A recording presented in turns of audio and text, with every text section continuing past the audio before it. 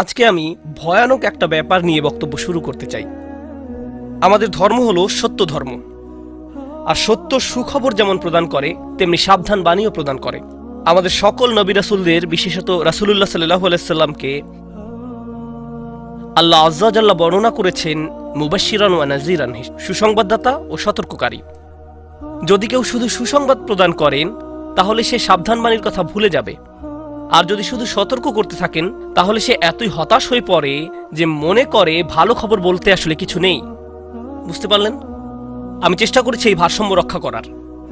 যেহেতু এই মাসটি প্রত্যাশার মাস, তাই আমি সুসংবাদের উপর একটু বেশি জোর দিয়েছি। আল্লাহ আযজা ওয়া জাল্লার প্রতি আমাদের আশা এবং ভালোবাসা বৃদ্ধি করার চেষ্টা করেছি, কিন্তু এই একই সময়ে এর মাঝে একটা ভারসাম্য থাকতে হবে। যদিও আজকের বক্তব্যের শেষ অংশে আসার খবর আছে, কিন্তু শুরু করছি এমন একটা জায়গা থেকে যা অতটা আশাব্যঞ্জক নয়। দেখুন, আমাদের পূর্বের জাতি বনী ইসরায়েলকে আল্লাহ কিতাব দান করেছেন। আমাদের যেমন কুরআন রয়েছে, তাদেরকেও অন্য কিতাব দেওয়া হয়েছিল। কুরআন যাকে বর্ণনা করেছে অন্য কুরআন হিসেবে, অর্থাৎ আগের কিতাব। তারা তাদের কিতাবকে গুরুত্ব দিয়ে গ্রহণ করেনি। তাদের মাঝে বেশ কিছু বিভ্রান্তিমূলক ধারণা গড়ে ওঠে। আমরা যদিও এত ভালো মুসলমান নই, সমস্যা নেই। আল্লাহ যদি আমাদের দোজখে ফেলেনও, সবচেয়ে খারাপ পরিস্থিতিতে আল্লাহ যদি আমাদের জাহান্নামে ফেলেনও, এটা হবে সাপ্তাহিক ছুটির মতো, কয়েকদিন মাত্র। কারণ তিনি আমাদের এতই ভালোবাসেন যে মুসলমানরা শেষমেশ তো জান্নাতে যাবেই। তাই আমরা যদিও জাহান্নামে যাই, সেটা হবে অল্প কিছু দিনের জন্য, সমস্যা নেই। লান তামাসসানা নারু ইল্লা আইয়ামাম মা'দুদাত, গুটি কয়েকদিন ছাড়া আগুন কখনো আমাদের স্পর্শ করবে না, কিছুদিন মাত্র। ব্যাপারটা হলো, জান্নাত জাহান্নামের পূর্বে বিচার দিবস রয়েছে, যেটি একদিনের জন্য, সেটা 1000 বছর লম্বা হবে। জান্নাত বা জাহান্নাম নয়, আল্লাহর কথা অনুযায়ী শুধু বিচারের দিনটি এত লম্বা হবে। আর বিচারের দিনটি হবে মাত্র একদিনের, আর জান্নাত জাহান্নাম চিরকালের জন্য। তাই কেউ যখন বলে গুটি কয়েকদিন, তাকে এখনকার দিনের হিসেবে চিন্তা করলে তো হবে না। বর্তমানে পৃথিবী তার অক্ষ বরাবর ঘুরে, আমরা সূর্যের উদিত হওয়া এবং অস্ত যাওয়া দেখি, কিন্তু কিয়ামতের দিন সূর্য, চাঁদ এবং পৃথিবীর সবকিছুকে ধ্বংস করে নতুন একটা ব্যবস্থাপনা তৈরি করা হবে। তাই আমরা এখন যেভাবে 24 ঘন্টার হিসেব করি, সেভাবে রাত দিনের হিসাব করলে তো চলবে না যখন আখিরাত শুরু হবে। চলুন তাহলে সবার আগে এই ধারণাটি আমাদের মাথা থেকে ফেলে দেই।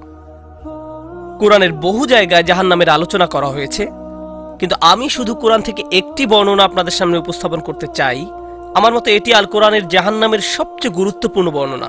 কোরআনের একজন ছাত্র হিসেবে আমি মনে করি এই বর্ণনাটি জাহান্নাম সম্পর্কে জানার শুরু মাত্র। কেউ যদি এই বর্ণনাটি বুঝতে পারে, তাহলে সে জাহান্নাম সম্পর্কে যথেষ্ট জানে।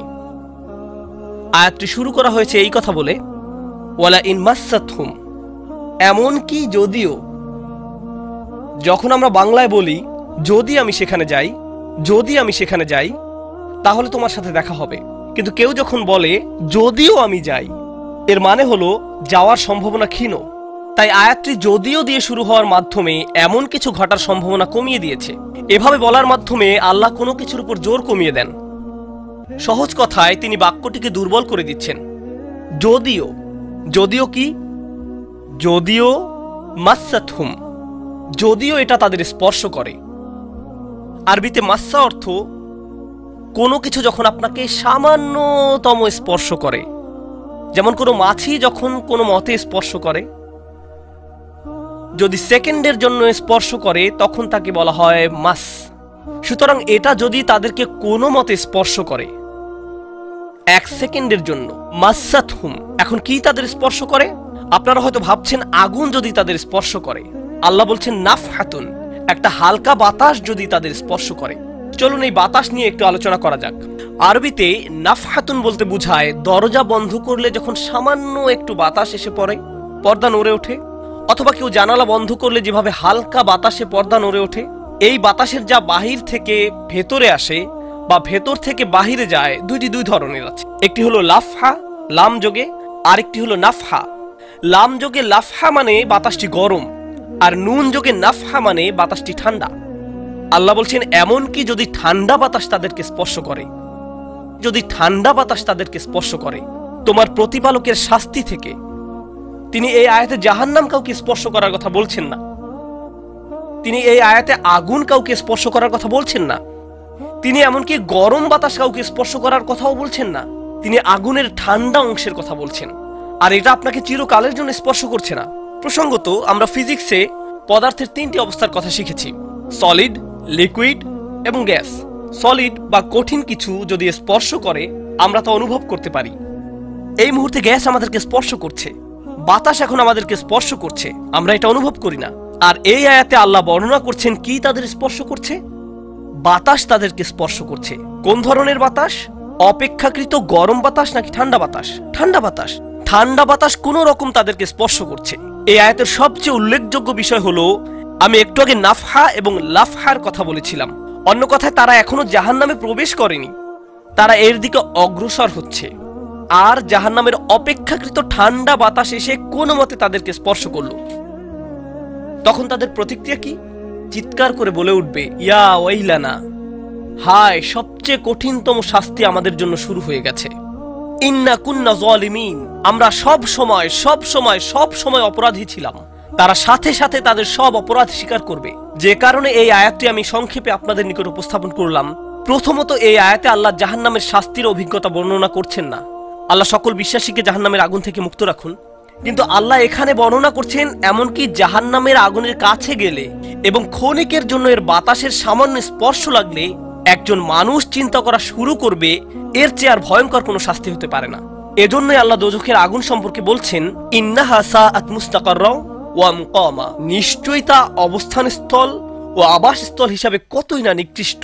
অল্প এবং বেশি যে কোনো সময়ের জন্য ওটা কত নিকৃষ্ট জায়গা। 1 সেকেন্ডের জন্য এটা ভাববেন না যে আমি তো খারাপ, আল্লাহ যদি আমাকে জাহান্নামে ফেলেনও এক সময় তো আমি এখান থেকে মুক্তি পাবো। এই ধরনের চিন্তাকে কখনো প্রশ্রয় দিবেন না। এই ভূমিকা দেওয়ার পর যখন বিচার দিবস শুরু হবে, যখন সমগ্র মানব জাতি একত্রিত হবে, তারা জানে না কোথায় যাবে, তারা জানে না কোন দিকে ফিরবে। এই ঘটনা আসলে রাসূলুল্লাহ সাল্লাল্লাহু আলাইহি সাল্লামের একটি হাদিসে উল্লেখ করা হয়েছে এবং জ্ঞানের প্রতি মুসলমানদের আগ্রহ ছিল সব সময়। তো একবার কিছু মানুষ বিখ্যাত সাহাবী আনাস ইবনে মালিক রাদিয়াল্লাহু তাআলা আনহুর কাছে এলো, কারণ মানুষ লোকমুখে এই খবর পেয়েছিল যে আনাস এই হাদিসটি জানতেন, আর এটি অনেক বড় একটি হাদিস, বুখারী শরীফে বর্ণিত আছে। এই ঘটনা ঘটে রাসূলুল্লাহ সাল্লাল্লাহু আলাইহি সাল্লামের ইন্তেকালের পরে। তিনি বলেন, হাদ্দাসানা মুহাম্মাদুন সাল্লাল্লাহু আলাইহি ওয়াসাল্লাম।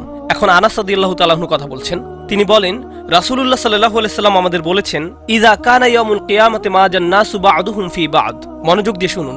যখন বিচার দিবস শুরু হবে, মানুষ ঢেউয়ের মতো একে অপরের উপর আশ্রয় পড়বে, সর্বত্র বিশৃঙ্খলা, সবাই একে অন্যের দিকে ছুটতে থাকবে। ফায়াতুনা আদম, তারা কোনো একভাবে আদম আলাইহিস সালামের দেখা পাবে।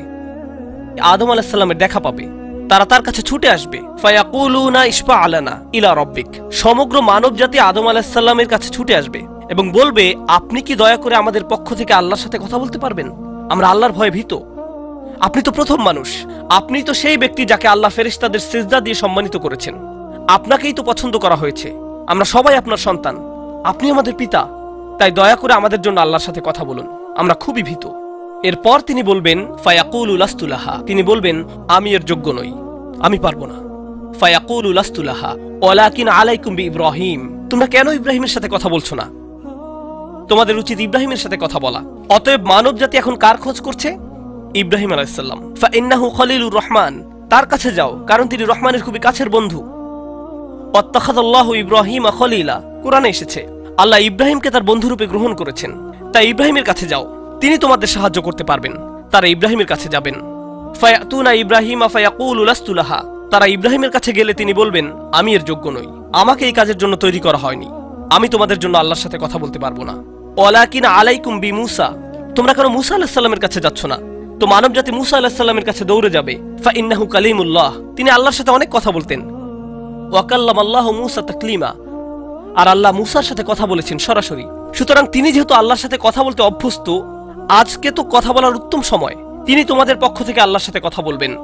ফায়াতুনা মূসা ফায়াকুলু লাস্তু লাহা, মানব জাতি দৌড়ে মূসা আলাইহিস সালামের কাছে যাবে, তিনি বলবেন, আমি এর যোগ্য না, আমি পারবো না। ওয়ালাকিন আলাইকুম বিঈসা, তোমরা ঈসা আলাইহিস সালামের কাছে কেন যাচ্ছ না? ফাইন্নাহু রূহুল্লাহ ওয়া কালিমাতুহু, তিনি হলেন আল্লাহর দেওয়া রূহ এবং তিনি আল্লাহর কালিমা, আল্লাহর হুকুমে তিনি অলৌকিকভাবে জন্মগ্রহণ করেন। কুন ফায়াকুন, অতএব তিনি যেহেতু সকল রাসূলদের মাঝে বিশেষ মর্যাদার অধিকারী, তার কাছে যাও, তার সাথে কথা বলো। সকল মানুষ দৌড়ে ঈসা আলাইহিস সালামের কাছে যাবে। ফায়াকুলু লাস্তু লাহা, তিনি বলবেন, আমি পারবো না, এই কাজ আমার জন্য নয়, আমাকে এই কাজের জন্য তৈরি করা হয়নি। তারপর তিনি বলবেন, ওয়ালাকিন আলাইকুম বি মুহাম্মাদিন সাল্লাল্লাহু আলাইহি ওয়াসাল্লাম, মানবজাতি তোমাদেরকে মুহাম্মদ সাল্লাল্লাহু আলাইহি সাল্লামের কাছে যেতে হবে। মানুষেরা তখন রাসূলুল্লাহ সাল্লাল্লাহু আলাইহি সাল্লামের কাছে যাবে। এখন রাসূল সাল্লাল্লাহু আলাইহি সাল্লাম আমাদের বলছেন, ফায়াতুনি ফাআকুল, সবাই তখন আমার কাছে আসবে আর আমি তাদেরকে বলবো। এখন রাসূল সাল্লাল্লাহু আলাইহি সাল্লাম আমাদের বলছেন, আনা লাহা, আমার জন্য এই কাজ, আমি এই কাজের যোগ্য। আনা লাহা ফাআস্তাযিনু আলা রাব্বি। প্রসঙ্গত আমি আপনাদেরকে আরো বলার পূর্বে বিচার দিনের একটা দৃশ্য হলো, আল্লাহ বলেন, ইয়াউমা ইয়াকুমুর রূহু ওয়াল মালাইকাতু সাফফান লা ইয়াতাকাল্লামুনা ইল্লা মান আযিনা লাহুর রহমান ওয়া ক্বালা সাওয়াবা। যেদিন রূহ ও ফেরেশতাগণ সারিবদ্ধভাবে দাঁড়াবে, এমন এক সময় থাকবে যখন কেউ কথা বলতে পারবে না। এমন এক ধরনের নীরবতা, এমন নীরবতা বিরাজ করবে যার কথা মানবজাতি কোনোদিন শোনেনি। এমন ধরনের নীরবতার অস্তিত্ব কখনো কোনোদিন ছিল না। সেই রকম পিনপতন নীরবতায় আল্লাহ বলেন, লা ইয়াতাকাল্লামুন, কেউ কথা বলতে পারবে না, ইল্লা মান আযিনা লাহুর রহমান, দয়াময় আল্লাহ যাকে অনুমতি দিবেন সে ব্যতীত। আর তিনি হলেন মুহাম্মদুর রাসূলুল্লাহ সাল্লাল্লাহু আলাইহি সাল্লাম। তিনি এমন সময় আল্লাহর কাছে আসবেন যখন সৃষ্টির কারো একটি শব্দ করার অনুমতি থাকবে না, সৃষ্টির কারো কোনো আওয়াজ শোনা যাবে না। তিনি আল্লাহর সামনে এসে আল্লাহর কাছে কথা বলার অনুমতি চাইবেন। ফায়ুযানু লি, তিনি বলেন আমাকে কথা বলার অনুমতি দেওয়া হবে। ওয়ায়ুলহিমুনি মাহামিদা আহমাদাহু বিহা লা ইয়াহদুরুনিল আন, সেই দিন আল্লাহ আমাকে স্পেশাল একটি দোয়ার মাধ্যমে তার প্রশংসা, তার কৃতজ্ঞতা করা শেখাবেন, যেটি বিচার দিবসে আমাকে দেওয়া হবে, যা এর পূর্বে কাউকে দেওয়া হয়নি, কোনো সৃষ্টিকে দেওয়া হয়নি। এক স্পেশাল ওয়াহি রাসূলুল্লাহ সাল্লাল্লাহু আলাইহি সাল্লামকে দেওয়া হবে বিচার দিবসে, যা কোনো সৃষ্টিকে দেওয়া হয়নি। আর তিনি সেই দিন সেই স্পেশাল উপায়ে আল্লাহর প্রশংসা করবেন, লা ইয়াহদুরুনিল আন, আর সেই ওহী এখনো আমার কাছে আসেনি, সেই দোয়া এখনো আমি জানি না। ফা আহমাদাহু বিতিলকাল মাহামিদ, তারপর আমি আল্লাহর দেওয়া সেই স্পেশাল বাক্যগুলোর মাধ্যমে আল্লাহর প্রশংসা করব। ওয়া আখিরু লাহু সাজিদান, আমি সেই বাক্যগুলো উচ্চারণ করার পর আল্লাহর সমীপে সিজদায় অবনত হব।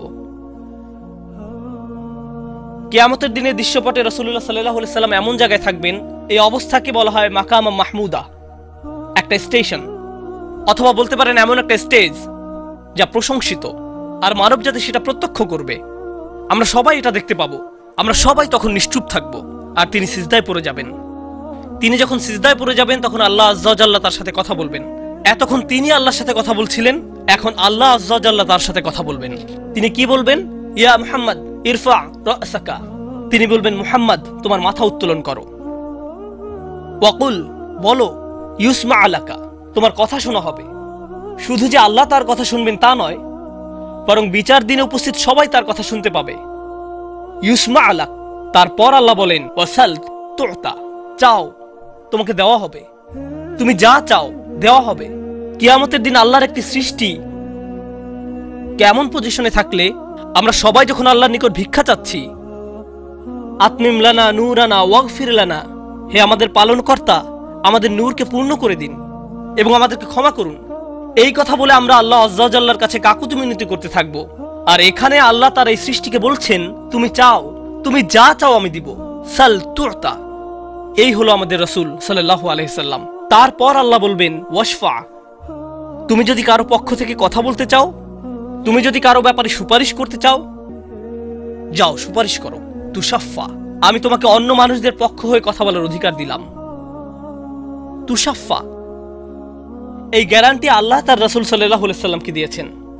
ফাকুলু ইয়া রব, তখন আমি বলবো ইয়া রব, উম্মতি উম্মতি, তিনি সর্বসাকুল্যে এই কথা বলবেন, এটাই তার সম্পূর্ণ বাক্য, আমার উম্মাহ আমার উম্মাহ, আমার মানুষ আমার মানুষ।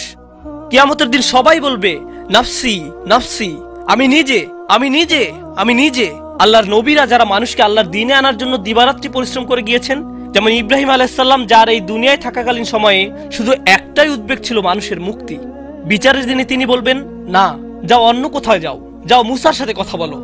মুসা আলাইহিস সালাম, যিনি বনি ইসরাইল নিয়ে চিন্তিত ছিলেন, তিনি বলবেন, না, যাও ঈসার সাথে গিয়ে কথা বলো।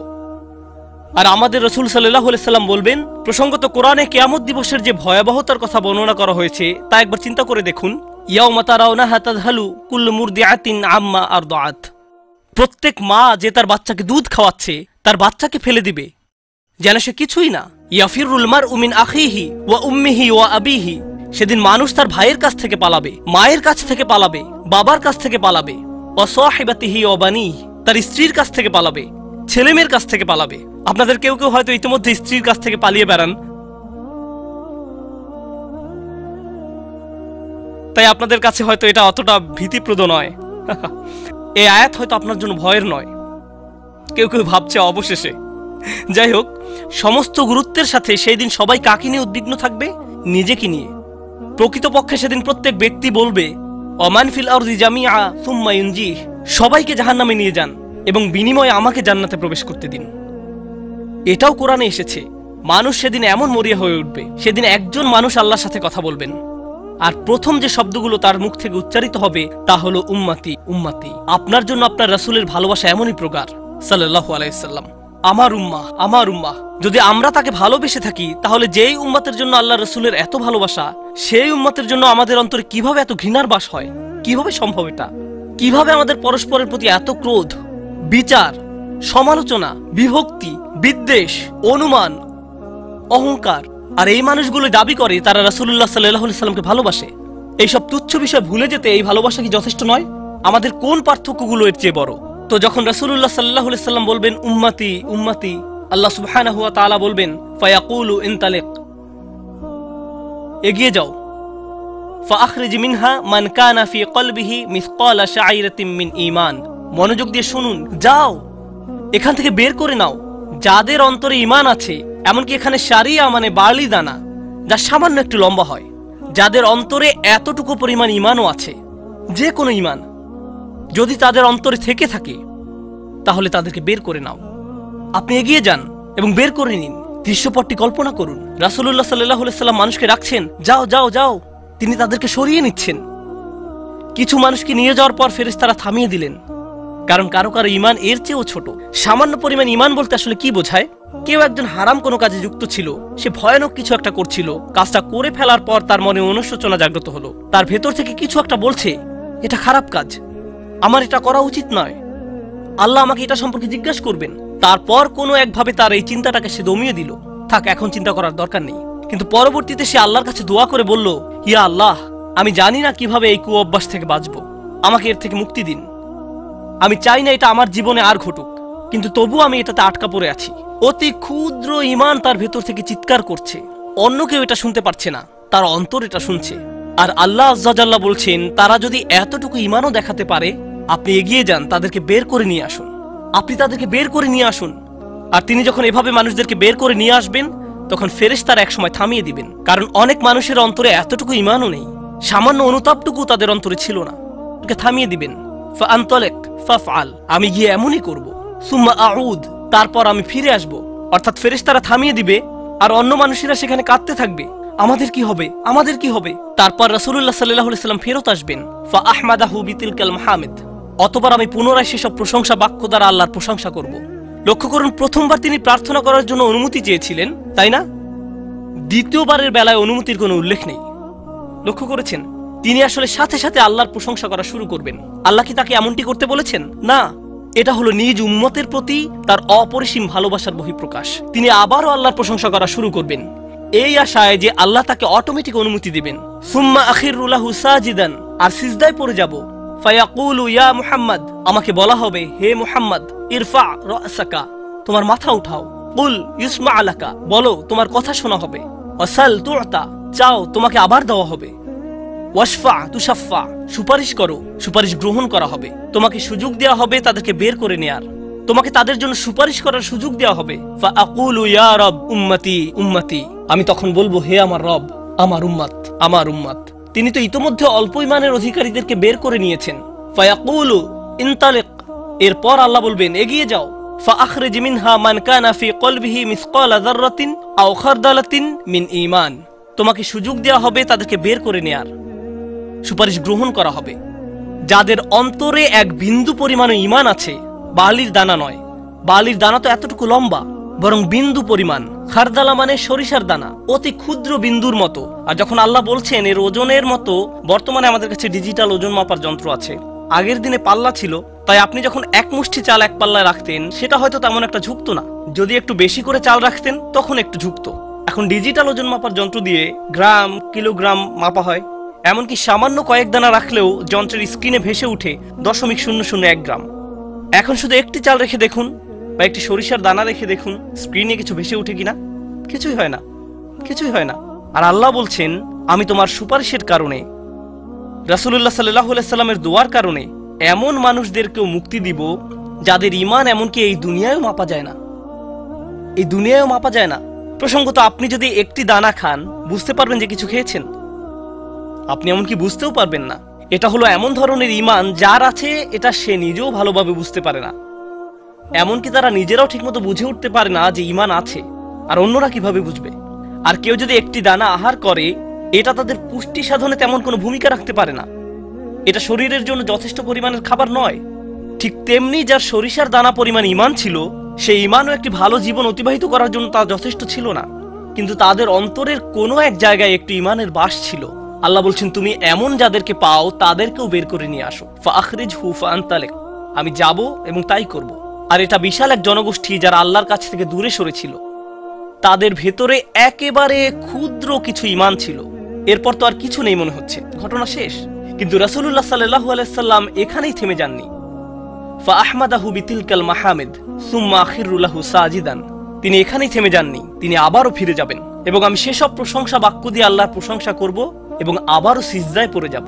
ফায়াকুলু ইয়া মুহাম্মদ ইরফা রাসাকা, আমাকে বলা হবে হে মুহাম্মদ মাথা উঠাও। ওয়াকুল ইসমা আলাকা, বলো তোমার কথা শোনা হবে। ওয়াসাল তুতা, চাও দেয়া হবে। আল্লাহ আযজা ওয়া জাল্লা সহজেই বলতে পারতেন তুমি তো ইতিমধ্যে চেয়েছো এবং তোমাকে দেয়া হয়েছে, কিন্তু তৃতীয়বারের মতো রাসূলুল্লাহ সাল্লাল্লাহু আলাইহি সাল্লামকে বলা হচ্ছে ওয়াশফা তুশাফা, এগিয়ে যাও, মানুষের জন্য সুপারিশ করো, গ্রহণ করা হবে, তোমাকে তাদের পক্ষে চাওয়ার সুযোগ দেওয়া হবে, আমি তোমাকে এটা দিচ্ছি। ফাআকুলু ইয়া রব উম্মতি উম্মতি, আমার উম্মত আমার উম্মত। এখন চলুন এখানে একটু থামি। যদি আপনি এই সুযোগ পেতেন, আল্লাহ যদি আপনাকে বলতেন তুমি যা চাও তাই পাবে, তুমি চাও দেয়া হবে, যা কিছুই তুমি চাও না কেন, আমাদের বিশাল একটা লিস্ট আছে। রাসূলুল্লাহ সাল্লাল্লাহু আলাইহি সাল্লামকে এই সুযোগ কয়বার দেয়া হয়েছে? 3 বার। কত মিলিয়ন মানুষকে ইতিমধ্যে রক্ষা করা হয়েছে। তৃতীয়বার তো তিনি নিজের জন্য কিছু চাইতে পারতেন। আমরা তো মানুষ, আল্লাহ যদি বলেন চাও আমি দিব, আর এই মানুষটি আল্লাহর সামনে দাঁড়িয়ে আছেন আর তাকে বলা হচ্ছে, কিন্তু তারপরেও তার জিহ্বায় উম্মাহ উম্মতি উম্মতি। তো আল্লাহ বলবেন ফায়াকুলু ইনতালিক, সামনে এগিয়ে যাও। ফাখরিজ মান কানা ফি কলবিহি আদনা আদনা আদনা মিসকাল হাব্বাতিন খারদালিম মিন ঈমান, যাও সামনে এগিয়ে যাও এবং এমন প্রত্যেক ব্যক্তিকে বের করে আনো যার একটি সরিষার অতি ক্ষুদ্র অতি ক্ষুদ্র অতি ক্ষুদ্র অংশ পরিমাণ ঈমান আছে। এত ক্ষুদ্র বিন্দু যাকে আপনারা হয়তো মাইক্রোস্কোপিক বলবেন, যদি তাদের এক অ্যাটম বা এক সাব অ্যাটমিক কণার পরিমাণ ঈমান থাকে, এই পৃথিবীতে যা দেখা শোনা বা উপলব্ধি করা সম্ভব নয়, যদি তাদের গভীর অবচেতন মনের কোথাও কণা পরিমাণ ঈমান থাকে, যদি তাদের ততটুকু ঈমান থাকে, এগিয়ে যাও এবং তাদের বের করে নিয়ে আসো। যদি তাদের অন্তরে এতটুকু ঈমান থাকে, তো আল্লাহ রাসূলুল্লাহ সাল্লাল্লাহু আলাইহি সাল্লামকে বলবেন ফাআখরিজহু মিনান নার, তাদেরকে আগুন থেকে বের করে আনো। কথাটা মনোযোগ দিয়ে শুনুন, তাদেরকে কোথা থেকে বের করে আনো? আগুন থেকে। অর্থাৎ কিছু মানুষ ইতোমধ্যে জাহান্নামে পতিত হয়ে গেছে। অনেক মানুষ এই হাদিস পড়ে মনে করে আমরা জাহান্নাম থেকে মুক্তি পেয়ে যাব, আগুন আমাদের স্পর্শ করবে না।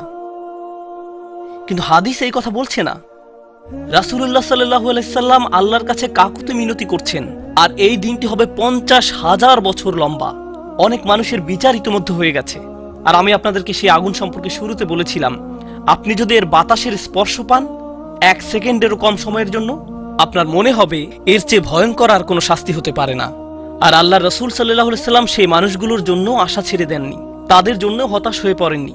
প্রসঙ্গত তারা মুসলিম, তারা কিন্তু মুসলিম, কারণ রাসূল সাল্লাল্লাহু আলাইহি সাল্লাম কি বলছেন, তার মুখ থেকে কোন কথাগুলো উচ্চারিত হয়েছে? উম্মতি উম্মতি। আগুনের মানুষগুলো মুসলমান, ওই মানুষগুলো অমুসলিম নয়, মুসলিম। তো রাসূল সাল্লাল্লাহু আলাইহি সাল্লাম বলেন ফাআনতালিকু ফাআফআল, আমি যাব এবং সেটাই করব। প্রসঙ্গত রাসূলুল্লাহ সাল্লাল্লাহু আলাইহি সাল্লামের এই কথার সাথে হাদিসের সমাপ্তি হলো। আনাস ইবনে মালিক রাদিয়াল্লাহু তাআলা আনহু তার কাছে আসা লোকদেরকে এতটুকু বর্ণনা করলেন। ফাকুলতু লিবাদি আসহাবিনা, হযরত আনাসের কাছে হাদিস শিখতে আসা একজন বলল, আমি আমার কিছু সঙ্গীকে বললাম, লাউ মারারনা বিল হাসান ওয়া হুয়া মুতাওয়ারিন ফি মানজিলি আবি খলিফা, চলো আমরা হাসান বসরির কাছে যাই। আমরা হাদিসটি আনাসের কাছ থেকে শুনেছি, কিন্তু আমরা জানি এই হাদিসটি হাসানও জানেন। চলো আমরা তার কাছে যাই। প্রসঙ্গত আনাস রাদিয়াল্লাহু তাআলা আনহুর তখন অনেক বয়স হয়ে গিয়েছিল। এই হাদিসে কতবার রাসূল সাল্লাল্লাহু আলাইহি সাল্লাম আল্লাহর কাছে গেলেন? 3 বার। রাসূলুল্লাহ সাল্লাল্লাহু আলাইহি সাল্লাম ইন্তেকাল করেছেন বহু বছর আগে। আমরা জেনেছি এই হাদিস হাসান বসরিও জানেন। তারা আগে কখনো এই ধরনের কথা শুনেনি। খুবই আশ্চর্যজনক কথা। এজন্য তারা ব্যাপারটা যাচাই করতে চাচ্ছিলেন যে দেখা যাক হাসান বসরিও একই হাদিস বর্ণনা করেন কিনা। তারা শুনেছে হাসান বসরি বাস করেন আবু খলিফার বাড়ির পেছনের একটি ঘরে। তাই তারা হাসান বসরিকে খুঁজতে লাগলো। তারা তাকে খুঁজে পেলেন। হাদদাসানা আনাস ইবনে মালিক ফাআতাইনাহু ফাসাল্লামনা আলাইহি। তো আমরা তার কাছে এলাম এবং তাকে সালাম দিলাম। ফাআযিনা লানা, তিনি আমাদেরকে প্রবেশের অনুমতি দিলেন। ফাকুলনা লাহু ইয়া আবা সাঈদ, আমরা তাকে বললাম, হে সাঈদের পিতা, জিনাকা মিন ইনদি আখিকা আনাস ইবনে মালিক, আমরা আপনারই ভাই আনাস ইবনে মালিকের নিকট হতে আপনার কাছে আসলাম। ফালাম নারা মিসলা মা হাদদাসানা ফি শাফাআত, শাফাআত বিষয়ে তিনি যেমন বর্ণনা দিয়েছেন তেমনটা বর্ণনা করতে আমরা আর কাউকে দেখিনি। ফাকালা হি, তিনি বললেন হ্যাঁ তোমরা তো জানো। ফাহাদদাসনাহু বিল হাদিস, আমার কাছে সেটি বর্ণনা করো, দেখি তোমরা আনাসের কাছ থেকে কি শুনেছো। তো তারা তার নিকট সম্পূর্ণ হাদিসটি বর্ণনা করে শোনালেন। ফাআনতাহা ইলা হাযাল মাওদি', আমরা এই পর্যন্ত অর্থাৎ 3 বার রাসূল সাল্লাল্লাহু আলাইহি সাল্লামের সুপারিশের কথা বলে শেষ করলাম। ফাকালা হি, তিনি বললেন আরো বর্ণনা করো। ফাকুলনা লাম ইয়াজিদ লানা আলা হাযা, আমরা বললাম তিনি তো এর অধিক আমাদের কাছে বর্ণনা করেননি, আমাদেরকে এতটুকুই বলেছেন। এখন হাসান কথা বলছেন, লাকাদ হাদদাসানি ওয়া হুয়া জামিউ মুনযু 20 সানাতান, তিনি অর্থাৎ আনাস আমার কাছে এই হাদিস বর্ণনা করেছেন যখন তিনি তখন যুবক ছিলেন, 20 বছর আগে। কত বছর আগে? 20 বছর আগে। আমি নিশ্চিত না তিনি কি বাকিটুকু ভুলে গেলেন, নাকি তিনি তোমাদেরকে বাকিটুকু বলেননি কারণ তাহলে তোমরা অলস হয়ে পড়বে। ফালা আদ্রি আনাসি আম কারিহা আন তাত্তাকিলু, তিনি এরপর বললেন এই হাদিসের চতুর্থ একটি অংশ আছে, আর আমি নিশ্চিত নই তোমাদের বলা উচিত কিনা, কারণ তার এখন বয়স বেশি হয়েছে, তার স্মরণশক্তি ওইভাবে কাজ করছে না। কিন্তু আমার সন্দেহ তিনি তোমাদের বলেননি কারণ তোমরা এতে অলস হয়ে পড়বে। তারা বলল, ইয়া আবা সাঈদ হাদদাসানা, আপনি কি আমাদেরকে এটা বলতে পারেন? আমরা আসলে জানতে চাই। ফাদাহিকা, তিনি হাসতে শুরু করলেন। ফাকালা খুলিকাল ইনসানু আজুলা, তিনি কোরআনের একটি আয়াত উল্লেখ করে বললেন, মানুষকে সৃষ্টি করা হয়েছে তাড়াহুড়া প্রবণ করে। মা যাকারতুহু ইল্লা ওয়া আনা আদরি আন উহাদ্দিসুকুম হাদদাসানি কামা হাদদাসাকুম বিহি, আমি তো বর্ণনার উদ্দেশ্যেই তোমাদের কাছে বিষয়টি উল্লেখ করলাম। তিনি তাদেরকে উৎসুক করে তুলেছিলেন, আমি তোমাদেরকে বলবো তিনি তোমাদের নিকট যা বলেছেন তা সত্য। হাসান আরো বলেন, রাসূলুল্লাহ সাল্লাল্লাহু আলাইহি সাল্লাম বলেন, এরপর আমি চতুর্থবারের মতো ফিরে আসব। ফা আহমাদাহু বিতিলকাল মাহামিদ, এবং সেসব প্রশংসা বাক্য দিয়ে আল্লাহর প্রশংসা করব, যে বাক্যগুলো আল্লাহ আমাকে দিয়েছেন, যা অন্য কোন সৃষ্টিকে এর পূর্বে দেয়া হয়নি, এবং সিজদায় পড়ে যাব। সুম্মা আখিরু লাহু সাজিদান, তখন বলা হবে, ফায়ুকালু ইয়া মুহাম্মদ ইরফা রাসাকা, হে মুহাম্মদ মাথা উঠাও। ওয়াকুল ইউসমা, বলো তোমার কথা শোনা হবে। ওয়াসাল তুআতা, চাও দেয়া হবে। ওয়াশফা তুশাফা, শাফায়াত করো গ্রহণ করা হবে। এই সময়ে এসে এতটুকুর চেয়ে ছোট ঈমানও আর অবশিষ্ট নেই। সকল সম্ভাব্য ঈমানওয়ালাদের মুক্তি হয়ে গেছে। আদনা আদনা আদনা মিসকাল হাব্বা, সবাই মুক্তি পেয়ে গেছে। ফাআকুলু ইয়া রব ইযান লি ফি মান ক্বালা লা ইলাহা ইল্লাল্লাহ। এখন রাসূলুল্লাহ সাল্লাল্লাহু আলাইহি সাল্লাম বলেননি উম্মতি, এইবার তিনি উম্মতি বলেননি, তিনি বলছেন, হে আমার প্রতিপালক, আমাদেরকে তাদের সম্পর্কে শাফায়াত করার অনুমতি দান করুন যারা বলেছে লা ইলাহা ইল্লাল্লাহ। যে এমনকি এই কথা বলেছে, আচ্ছা ঠিক আছে, আমার মনে হয় একজন সৃষ্টিকর্তা আছেন। একটি কলেজ ক্যাম্পাসে হয়তো একদল ছাত্র মুসলিম ছাত্রদের সাথে আলোচনা করছে, তখন একজন বলল, আচ্ছা ঠিক আছে, দার্শনিক দৃষ্টিকোণ থেকে মেনে নিলাম একজন ঈশ্বর রয়েছেন, ঠিক আছে আমি মানলাম যে একজন ঈশ্বর আছেন। আমি বলছি না যে আমি মুসলিম, যদি উপাসনা করতেই হয় তাহলে শুধু এক ঈশ্বরের উপাসনা করতে হবে। তাদের অন্তরে কোনো অনুভূতি নেই, তারা কারো ইবাদত করছে না, তারা শুধু এই উপসংহারে পৌঁছেছে। প্রসঙ্গত এই ধরনের একটা সাদৃশ্য পাওয়া যায় সূরা হুজরাতের একটা আলোচনায়। আল্লাহ বলছেন, ফাকালাতিল আরাবু আমান্না কুল লাম তুমিনু ওয়ালাকিন কুলু আসলামনা, বেদুইনরা বলে আমরা ঈমান এনেছি, বলো তোমরা ঈমান আনোনি, বরং তোমরা বলো আমরা আনুগত্য স্বীকার করেছি। তোমরা শুধু ইসলামের প্রাথমিক ধারণা গ্রহণ করেছো।